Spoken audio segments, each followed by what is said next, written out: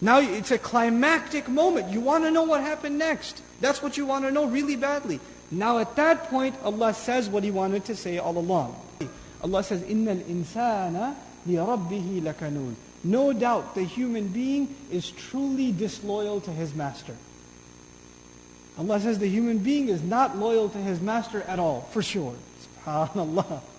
We find a Shawkani commenting, Qanud also means cutting apart, to disassociate, to separate. Meaning the human being separates himself from the mastery and the slavery to Allah. He disassociates himself. This is a special type of ingrate, Qanud. First of all, this is sighatul mubalagha, so it's extremely ungrateful. It's not just ungrateful, it's extremely ungrateful. How do we know that? Because of the waw. In Qanud, this is sighatul mubalagha. Okay? One who remembers and makes only mention of the problems and complaints and never makes mention of favors. That's the kind of person that's called Qanud. So Allah Azza wa Jalla says, إِنَّ الْإِنسَانَ لِرَبِّهِ لَكَنُودٌ. Especially when it comes to his master, he is extremely ungrateful. Extremely, the word Qanud also includes disloyal, has no loyalty. وَإِنَّهُ عَلَى ذَلِكَ لَشَهِيدٌ. And there is no doubt that he, meaning the human being, especially when it comes to that, is truly a witness. Shaheed is sifa mushabbaha, and this is what we say, something happening all the time. So the human being is a witness to his disloyalty when? All the time. It's not just one occasion. It's not just one scene that was just described. For this scene, he was shahid. But now that he's come to this realization, he himself is a witness against himself all the time. All the time. The biggest testimony against you is your own self. Allah captures this in another place in the Quran. He says, بَلِ الْإِنسَانُ عَلَى نَفْسِهِ بَصِيرًا وَلَوْ أَلْقَى مَعَاذِيرًا. No, the human being is in full view against his own self, even if he makes excuses. Then Allah goes further. Incredible ayah. وَإِنَّهُ لِحُبِّ الْخَيْرِ لَشَدِيدٌ. First of all, li in Arabic is used for li ajl. It's harf ajl. It's the purpose. It's a word that gives purpose.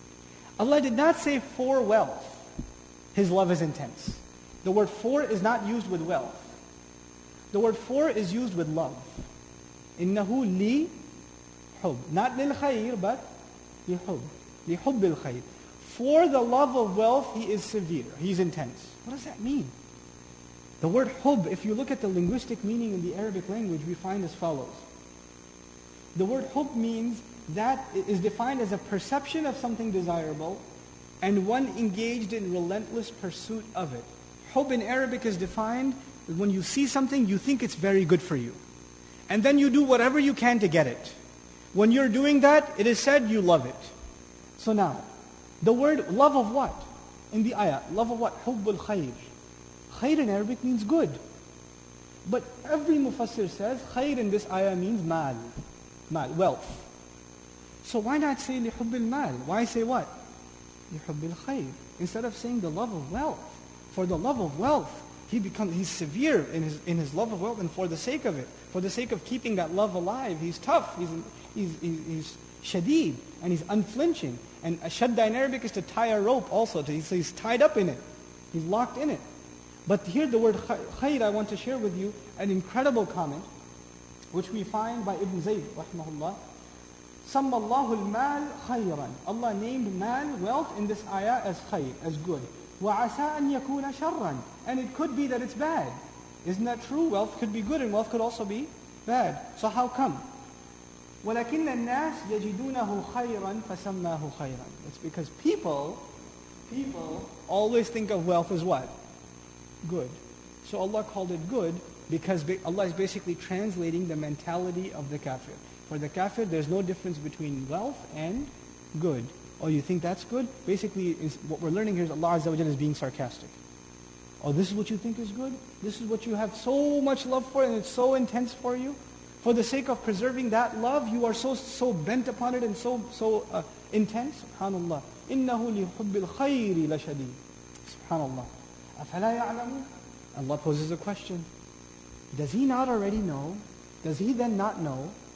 إِذَا بُعْثِرَ مَا فِي الْقُبُورِ. When? Does he not know of the time when?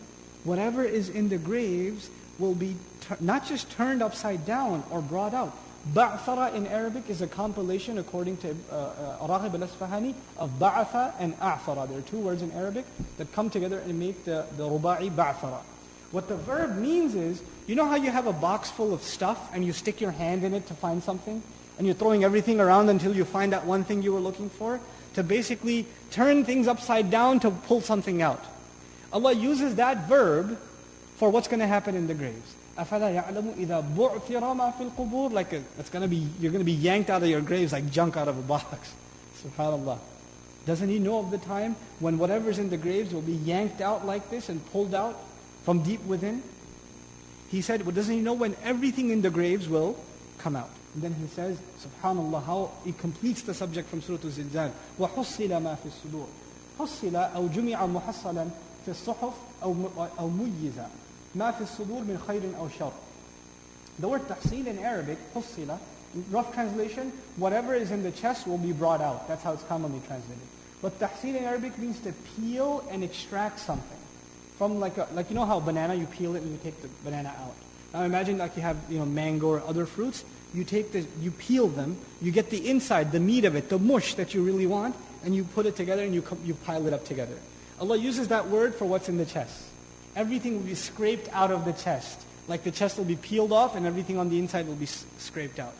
If you remember something about the last surah, we studied فَمَنْ يَعْمَلْ مِثْقَالَ ذَرَّةٍ شَرًّا يَرَهُ وَمَنْ يَعْمَلْ مِثْقَالَ ذَرَّةٍ خَيْرًا يَرَهُ. The previous surah mentioned the smallest deed, amal. مَنْ يَعْمَلْ amal. But actions are not in the chest. What's in the chest? This ayah is about the chest, right? The last ayah mentioned the smallest deed. And this ayah is going even further. Not even a deed, what you are hiding inside. And what are we hiding inside? The surah already mentions hubbul khair. The human being is hiding what inside? First of all, he's hiding a testimony of his disloyalty to Allah. That's what is in the chest already now. The other thing he's hiding is the love of wealth. The love of wealth.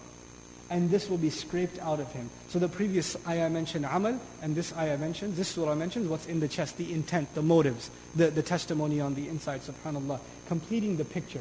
Now you can say, إِنَّ رَبَّهُمْ بِهِمْ يَوْمَئِذٍ لَخَبِيرٌ. There is no doubt, their master, especially in regards to them, meaning these kuffar, who think there's nobody watching them, nobody knows what's in their heart, nobody knows what they did. Especially in regards to them. Why did I say especially? Because bihim is muqaddam. We don't say inna rabbahum yawma idhin la khabirun bihim.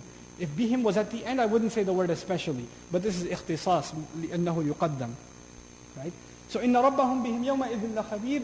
Their master, no doubt, especially in regards to them, on that day, he will especially have khabr of them. He will be khabir of them.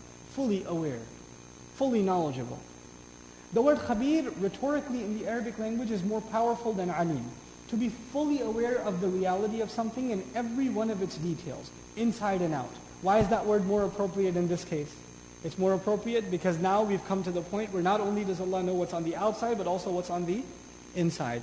We conclude this surah with a discourse on how the beginning of its rhetoric is tied to its end. The surah begins with the carefree who pillages and robs and is not worried about the consequence. Who doesn't think anybody knows what's going on. Nobody knows what happened here. Nobody will keep record.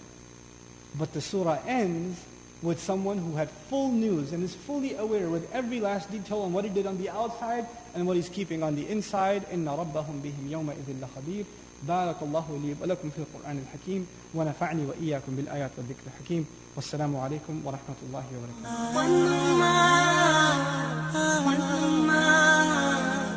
وبركاته.